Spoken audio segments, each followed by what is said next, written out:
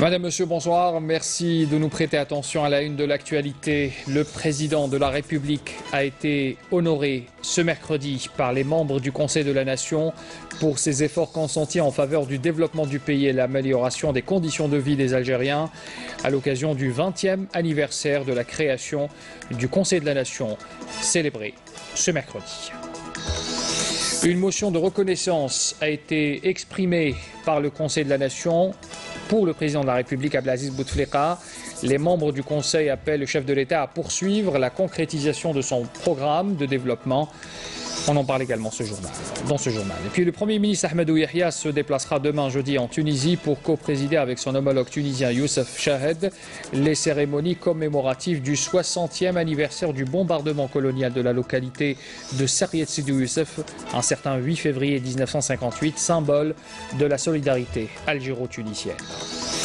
Puis le général de corps d'armée Ahmed Gaïd Salah a achevé ce mercredi à Tamanrasset sa visite à la 6e région militaire par l'inspection de plusieurs unités mobilisées le long de la bande frontalière sud du pays, puis la visite aussi de l'école des cadets de la nation. Voilà pour les titres de l'actualité. Pour commencer d'abord, le président de la République, Abdelaziz Bouteflika, a adressé un message de félicitations au gouverneur général de la Grenade, Cécile Hélène Fleurette, à l'occasion de la fête nationale de son pays, dans lequel le président lui a exprimé sa disponibilité à œuvrer au développement des relations bilatérales entre les deux pays. Le Conseil de la Nation, je l'annonçais en titre, célèbre aujourd'hui son 20e anniversaire depuis son institution. Son président, Abdelkader Ben Salah, exprime ce mercredi lors d'une cérémonie marquant cet événement. Il exprime sa satisfaction de voir son instance devenir en l'espace de 20 années une institution parlementaire à part entière. On fait le point sur cette journée avec Abdelmajid Makassi. Créé en vertu de la révision constitutionnelle de novembre 1996 et installé officiellement en janvier 1998, le Conseil de la Nation célèbre cette année ses 20 ans d'existence. Reposant sur un mode de désignation mixte, suffrage indirect et nomination présidentielle, le Conseil de la Nation, qui détient le pouvoir législatif avec l'Assemblée populaire nationale dans un système de bicamérisme, est composé de 144 sénateurs, dont 48 sont nommés par le chef de l'État et 96 autres membres sont élus au suffrage universel indirect.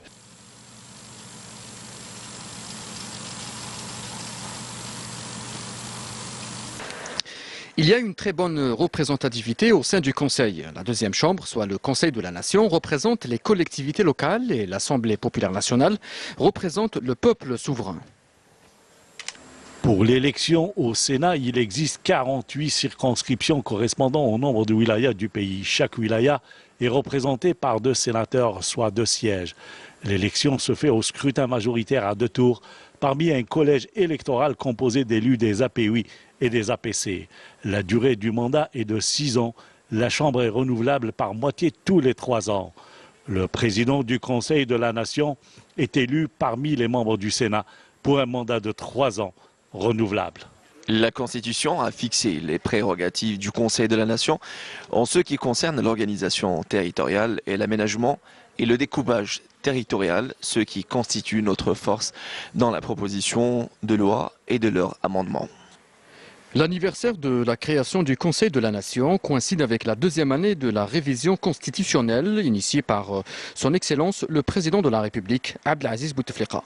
Ainsi donc, les attributions du pouvoir législatif ont été renforcées dans la nouvelle Constitution à travers notamment l'extension à l'opposition parlementaire du champ de saisine du Conseil constitutionnel sur les lois votées. Le droit de saisine par le Parlement du Conseil constitutionnel au sujet des lois votées est consacré dans les articles 99 bis et 166.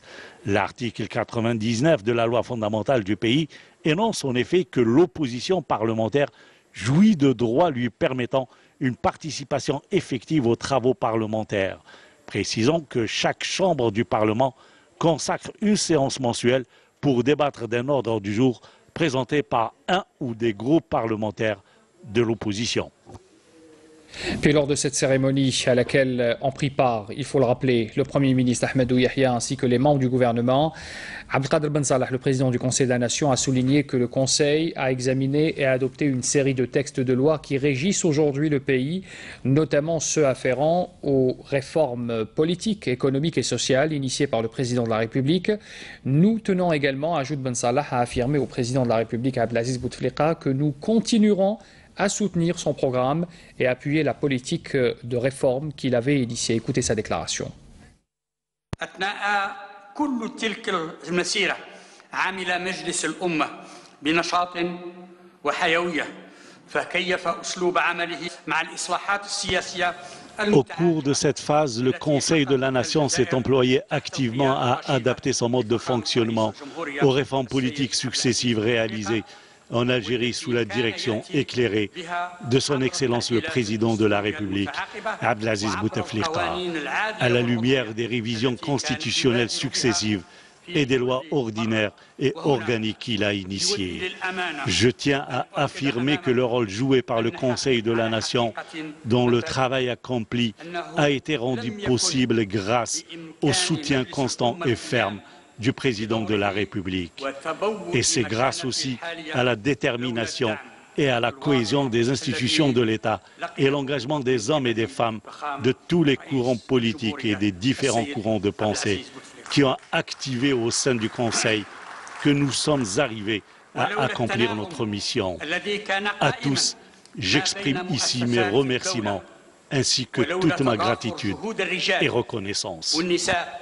ممن عملوا ضمن الهيئة ومن مختلف الأطياف السياسية والتيارات الفكرية وانتسبوا للهيئة وخدموها بتفان وإخلاص وروح مسؤولية فلهم جميعا منا الشكر والعرفان.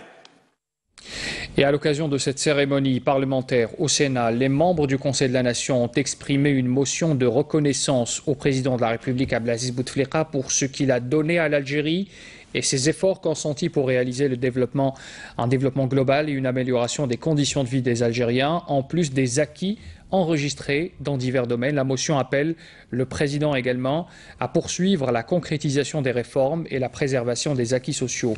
Écoutez à ce propos la déclaration de Nouara Jafar, elle est membre du Conseil de la Nation. Votre Excellence, Monsieur le Président de la République, je saisis cette occasion pour relever les succès que vous avez réalisés depuis que vous êtes aux commandes de notre pays. Le premier succès a été cette victoire sur la fitna, après la décennie noire et la tragédie nationale. Les Algériens se souviennent de votre première promesse pour rétablir la paix et la réconciliation nationale. Aujourd'hui, et grâce à vous, nous profitons de cette paix et de cette stabilité retrouvée. Aujourd'hui également, nous vivons des dividendes, des réformes que vous avez engagées dans les institutions de l'État. Avec un esprit responsable et une conscience inébranlable, vous avez répondu à l'appel de l'histoire.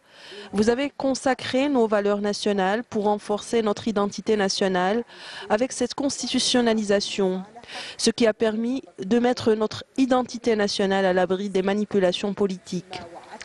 La meilleure preuve de cette prise en charge de la question identitaire a été l'institution de Yenneyer, fête nationale. Votre Excellence, vous avez également été à l'écoute des préoccupations de la femme algérienne en renforçant sa place et son rôle au sein de la société algérienne et des institutions élues de l'État tout en préservant ses droits sociaux. En parallèle, vous avez ouvert la voie aux jeunes pour participer au développement et accéder aux postes de responsabilité. Vous avez libéré le peuple du poids de la dette extérieure. Vous avez également veillé à la préservation de la liberté d'expression et de la liberté de la presse. Avec votre volonté et votre amour pour la patrie, vous avez lancé un vaste programme de construction de routes, de chemins de fer, de barrages, d'hôpitaux, d'écoles, de modernisation de l'administration et de lutte contre la corruption. Monsieur le Président de la République, le peuple qui a cru en vous et en votre projet civilisationnel et qui vous a donné sa confiance, ce peuple attend de vous, Monsieur le Président de la République, que vous poursuiviez le processus de développement pour un avenir prospère.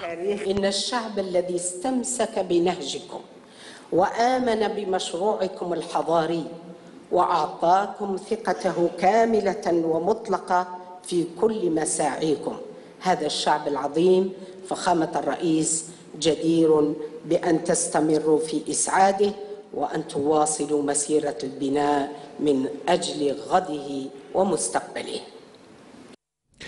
Et toujours au sein du Conseil de la Nation, les membres du Conseil ont également, vous allez le voir sur ces images, ont également honoré le président de la République, Abdelaziz Bouteflika, pour ses efforts en faveur du développement du pays dans les différents domaines.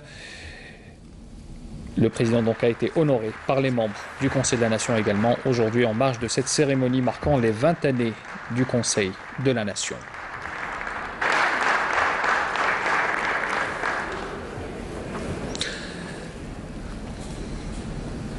Une exposition photo marquant les 20 ans du Conseil de la Nation a été également organisée. Des photos retraçant les dates importantes et les faits marquants qu'a vécu la Chambre haute du Parlement. Une exposition visitée, vous le voyez par ces images, par le président du Conseil de la Nation, le président de l'APN également, et le Premier ministre, ainsi que les membres du gouvernement qui ont donc passé en revue ces photos exposées aujourd'hui à l'occasion de cette cérémonie marquant, je le rappelle encore, les 20 années depuis la création du Conseil de la Nation en Algérie. Dans l'actualité également, la dépouille du Moudjahed Ammar Ben Aouda a été rapatriée ce mercredi depuis la Belgique. Une cérémonie de recueillement à la mémoire du Moudjahed a été organisée à l'aéroport international Houari Boumediene à Alger.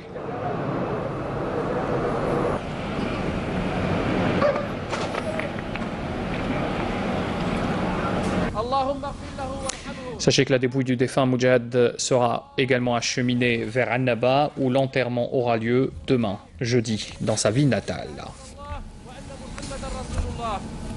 اللهم إن كان محسنا فزد في إحسانه وإن كان مسيئا فتجاوز عن سيئاته اللهم لا تحرمنا أجره ولا تفتنا بعده واغفر لنا وله برحمتك يا أرحم الراحمين اللهم اجعل قبره روضة من رياض الجنة يا رب العالمين واحشره في زمرة النبيين مع الصديقين والشهداء والصالحين وحسن أولئك رفيقا الحمد لله رب العالمين وعظم الله أجركم جميعا.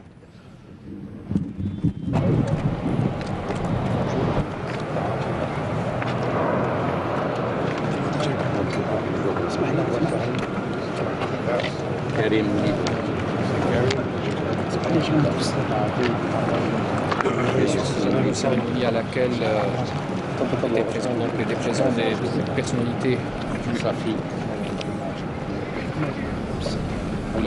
voilà, une cérémonie à laquelle a assisté bien sûr des hautes personnalités du pays, notamment à leur tête le président du Conseil de la Nation Abdelkader Ben Salah, le président de l'APN Saïd Bouhadja, le Premier ministre également, qui ont présenté des condoléances à la famille du défunt Moudjahed Ben Mustafa Ben Aouda, décédé, je le rappelle, à l'âge de 93 ans. La coopération à présent, Ahmadou Yahya, le Premier ministre, a reçu aujourd'hui une délégation du MEDEF, le patronat français, une délégation conduite par son président, Pierre Gattaz. Cette délégation qui est en visite en Algérie pour la création notamment d'un conseil d'affaires algéro-français, le but étant de renforcer la coopération entre les entreprises algériennes et les entreprises françaises. Ce conseil d'affaires, justement, a été créé ce mercredi à Alger par le FCE, le Forum des chefs d'entreprise, et le MEDEF, le Mouvement des entreprises de France.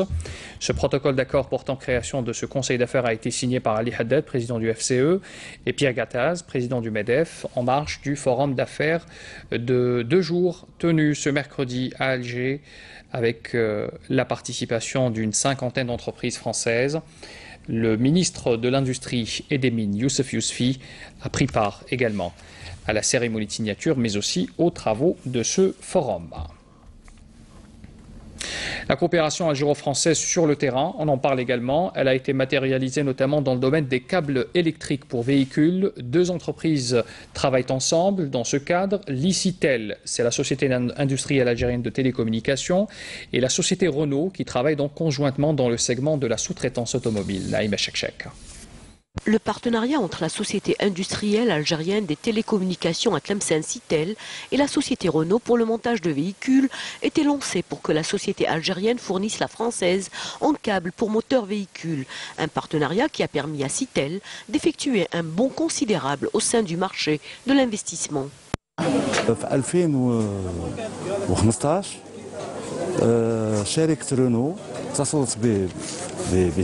En 2015, la société Renault a contacté Citel pour la production de câbles pour voitures. Depuis 2015 et après une année, la société Renault a avalisé la qualité de notre production et on a commencé alors à produire pour Renault.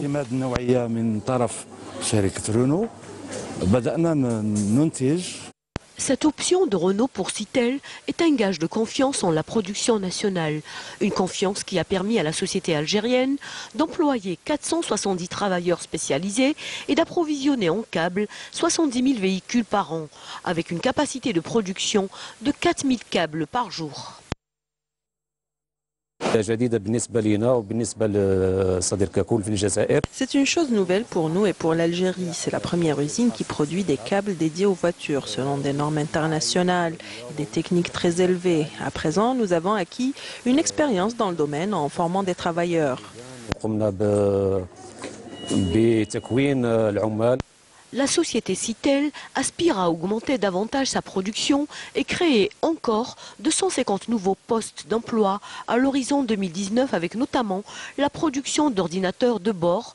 À ce propos, la société algérienne mise sur l'investissement et le financement des banques pour éviter l'importation des matières premières nécessaires à sa production.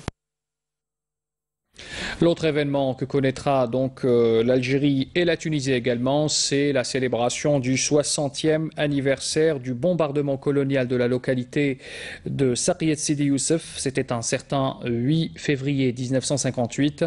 Le Premier ministre Ahmadou Yahya se déplacera demain en Tunisie pour co-présider avec son homologue tunisien Youssef Chahed les cérémonies donc commémoratives. À cette occasion, donc, le Premier ministre sera accompagné aussi du ministre des Affaires étrangères, du ministre de l'Intérieur également, du ministre des Moudjahidines ainsi que du secrétaire général de l'Organisation nationale des Moudjahidines.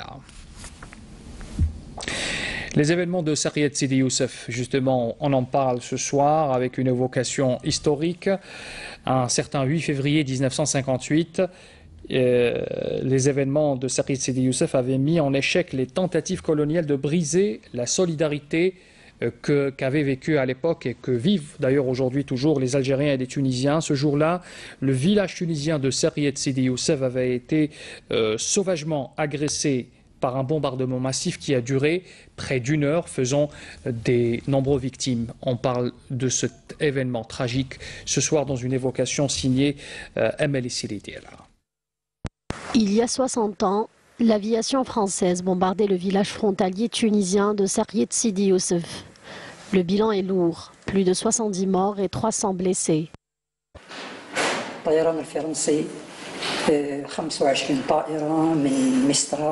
Environ 25 avions entre Mistral et P-26 de l'armée française ont bombardé un village frontalier qui est le village de Saqiet Sidi Youssef. C'était un jour de marché, les bombardements ont duré une heure, il y a eu plus de 70 morts et un très grand nombre de blessés. Le massacre perpétré par l'aviation française à Saqiet Sidi Youssef confirmait que la France préparait des représailles contre près de 15 000 moudjahidines de l'armée de libération nationale qui se trouvaient en territoire tunisien, qu'ils utilisaient comme base arrière d'entraînement et d'approvisionnement.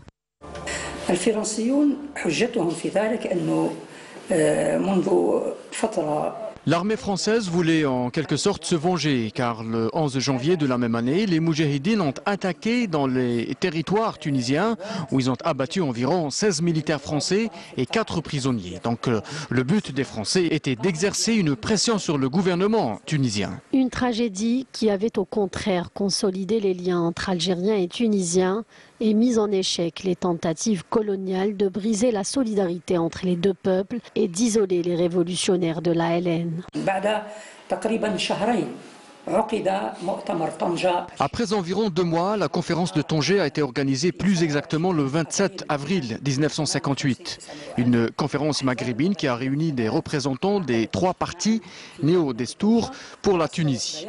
L'Istiqlal du Maroc et le FLN qui ont annoncé leur soutien à la guerre de libération de l'Algérie. Les événements de Saqiet Sidi Youssef demeurent donc une étape marquante et inoubliable dans l'histoire de l'Algérie et de la Tunisie. Il s'agit d'un symbole de fraternité et de liberté qui restera gravé à jamais dans les mémoires des deux peuples frères.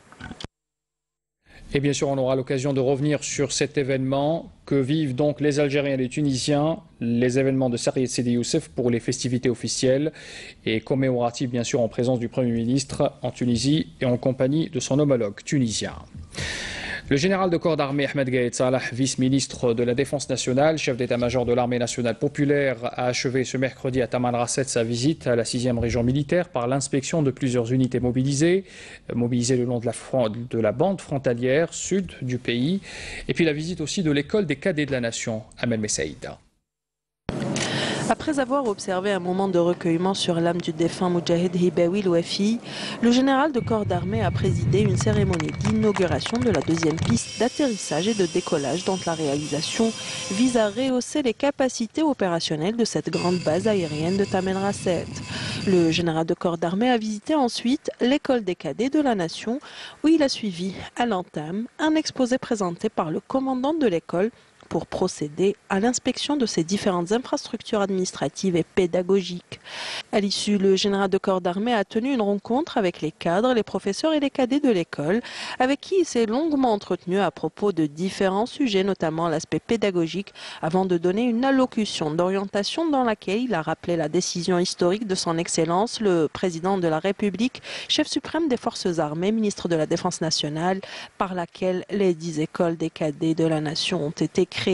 Le projet de création de 10 écoles des cadets de la nation, un projet qui a fait revivre cette prestigieuse et historique institution avec une nouvelle apparence et une nouvelle appellation, mais qui continue de garder avec grande fierté et dignité les valeurs et principes et les mêmes nobles objectifs et finalités. Grâce, et je le réitère encore, à la décision historique initiée par son Excellence, le Président de la République, chef suprême des forces armées, ministre de la Défense nationale, stipulant la relance de cette structure d'enseignement et de formation. Après avoir écouté aux interventions des professeurs et des cadets qui ont exprimé leur fierté et honneur d'appartenir à ce pôle d'enseignement et de formation prometteur,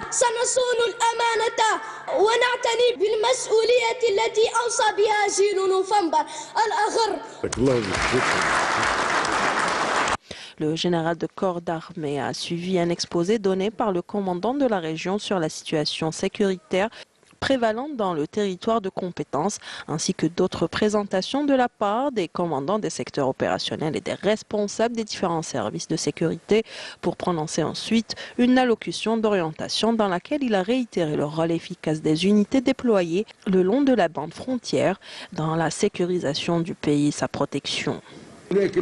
Il leur incombe de faire du devoir d'anticipation des menaces, de les contrecarrer. Un comportement professionnel, systématique et spontané, ainsi qu'un principe pratique et avisé qui prend en charge la mission de préserver la nation et assure sa protection, en maintenant une surveillance permanente et rigoureuse des frontières, à travers l'emploi rationnel et adéquat de tous les potentiels et moyens mis à disposition. Nous continuerons, au sein de l'armée nationale populaire, à fournir le maximum d'efforts au service de l'Algérie et de sa sécurité, avec l'appui de son Excellence, le Président de la République, chef suprême des forces armées, ministre de la Défense nationale. Et à la lumière de ces orientations, je saisis cette honorable occasion pour féliciter tous les efforts consentis au niveau de la 6e région militaire pour valoriser les résultats obtenus. Enfin, le général de corps d'armée a donné nombre de consignes exhortant l'ensemble à être au service de l'armée nationale populaire et à préserver son état permanent. 6 casemates pour terroristes contenant une paire de jumelles, une quantité de produits explosifs, des téléphones portables ainsi que d'autres effets ont été découverts et détruits, tandis qu'un élément de soutien au groupe terroriste a été arrêté à Batna par un détachement de l'armée nationale populaire. C'est ce qu'indique ce soir un communiqué du ministère de la Défense nationale. On apprend par ailleurs qu'un détachement combiné de l'AMP a appréhendé un narcotrafiquant et saisi 8 kg de kif traité à Tlemcen. Le secteur de l'éducation, on en parle également ce soir, un secteur qui connaît quelques perturbations suite à une grève jugée illégale dans certaines wilayas comme à Blida et à Béjaïa, une grève enclenchée par le CNAPEST. La ministre de l'Éducation nationale a tenu à lancer un appel à l'ensemble de la famille de l'éducation. Il faut faire preuve de responsabilité, dit-elle, et privilégier coûte que coûte l'intérêt des élèves. Et en réponse donc à cette grève jugée illégale, je le rappelle encore, par la justice qui avait été entamée il y a quelques jours. Écoutez la déclaration de Nouria Benrabrita. Je demande aux élèves de continuer à aller dans leurs établissements et de suivre les enseignements. Même si, évidemment, ce qu'ils sont en train de vivre aujourd'hui n'est pas habituel, mais il faudrait également qu'ils puissent aller vers les ressources pédagogiques qui existent au niveau de l'Office national de l'enseignement à distance, au niveau de l'ONEFT, qui a énormément de ressources, particulièrement pour les élèves des classes d'examen, et également d'utiliser l'établissement pour travailler en groupe avec un accompagnement que aujourd'hui, au niveau notamment de la wilaya et de la direction de l'éducation de Blida et de Béjaïa, nous sommes en train de mettre à disposition aux élèves. Et je voudrais dire aux enseignants qu'ils puissent faire preuve de sagesse. Les difficultés, nous les connaissons. Les problèmes, nous les connaissons. Et nous donnons notre parole que nous n'aurons de cesse de résoudre et de prendre en ligne de compte l'amélioration des conditions socio-professionnelles de nos enseignants. Et je voudrais qu'ils puissent être sensibles à la situation de stress que vivent nos élèves, vos élèves, et je crois que c'est une attention qui aujourd'hui sera marquante. Pour les parents d'élèves, je les remercie. Je les remercie d'abord de leur accompagnement et les remercie aussi des efforts qu'ils font pour continuer à suivre leurs enfants. Et à l'opinion publique, là aussi, je tiens à dire que l'opinion publique aujourd'hui est sensible au fait que l'école a un rôle stratégique à jouer. Et si nous voulons aller vers une école de qualité, nous avons besoin d'être tous ensemble pour aller vers cette école de qualité. Parce que notre ennemi principal aujourd'hui, c'est l'incompétence. Et sachez que l'émission, notre invité, reçoit justement ce soir la ministre de l'Éducation nationale, Nouria Benrabrita. Samia Bacha évoquera avec elle plusieurs questions, notamment cette grève illégale entamée dans 2 wilayas du pays, à Béjaïa et à Blida, par le syndicat CNAPEST. L'émission, notre invité, est à suivre tout à l'heure, juste après le journal de 20h aux alentours de 21h précisément. Le ministre de l'Habitat, de l'Urbanisme et de la Ville, Abdelouahid Temmar, prend part à partir de ou plutôt avant d'arriver au ministre de l'Habitat, nous revenons vers l'Algérie qui prend part, voilà donc à la régie, vous me suivez, donc l'Algérie qui prend part à la 101e session ordinaire du Conseil économique et social de la Ligue des États arabes au Caire. À cette occasion, le ministre du Commerce, Mohamed Ben Meradi, participe à la réunion ministérielle prévue aujourd'hui et demain, qui se penchera sur plusieurs points conformément au règlement intérieur du Conseil. Aucun autre détail n'a été fourni concernant cette réunion. Et puis, je reviens justement sur l'autre information que je vais énoncer à l'instant. Le ministre de l'Habitat, de l'Urbanisme et de la Ville, Abdelouahid Temmar, prend part à partir de ce mercredi aux travaux de la 9e session du Forum urbain mondial qui se tient dans la capitale malaisienne Kuala Lumpur. Les expériences des États membres en matière de développement durable seront présentées lors de cette manifestation. Revenons sur les intempéries que connaît en ce moment l'Algérie. Les dernières chutes de neige qui sont tombées sur plusieurs régions de l'ouest du pays ont créé de nombreux désagréments, comme la perturbation notamment du trafic routier, des perturbations météorologiques qui devraient aussi toucher d'autres parties du pays, notamment l'Est et le centre, qui est déjà d'ailleurs sous le coup d'une perturbation météorologique. Naïma Haouch. Coup de blanc sur l'ouest du pays. Des chutes de neige dépassant les 900 mètres d'altitude ont été enregistrées. Saïda, Tiaret, N'Amal, Bayed, le sud de Tlemcen et de Sidi Bel Abbas, ainsi que le nord de l'Rouat, toutes ces régions ont vêtu leur manteau blanc. Toutefois, ces chutes de neige ont occasionné quelques difficultés. Le trafic routier a été perturbé. Nous avons enregistré 98 interventions depuis le 4 février. La plupart de nos interventions sont dues à ce grand froid, mais aussi au verglas. C'est pour cette raison que je demande aux automobilistes d'être vigilants. J'ai remarqué que les automobilistes faisaient beaucoup de vitesse. Je leur demande de rouler moins vite. Les chauffeurs de bus font beaucoup de vitesse alors que ça glisse et ils transportent des familles. Et il y a le verglas et on ne va pas bien en plus. Donc il faut réfléchir. Les services de la wilaya de N'Ama sont sur le qui-vive pour parer à la situation. À Tlemcen, c'est le même paysage blanc qui prédomine. Sur les hauteurs de Bni Snous, Tirni et Sibdou, les fortes chutes de neige ont entraîné des désagréments comme les routes coupées. Cependant, la population n'est pas très contrariée. Au contraire, l'optimisme est de mise. On est bien là, il a plu, il a neigé, c'est une richesse que Dieu nous a donnée. Vous savez, c'est très bien, c'est bénéfique pour nous et pour le pays. Malgré cette joie, il n'est pas très évident pour la circulation. Les éléments de la gendarmerie nationale étaient sur le terrain pour venir en aide à la population. La route est dangereuse aujourd'hui. Il y a eu un accident entre deux camions. On remercie les éléments de la gendarmerie et de la protection civile de la commune de Tirni. Ils nous ont aidés dans le froid depuis le début, mais les gens doivent être prudents, surtout avec la neige.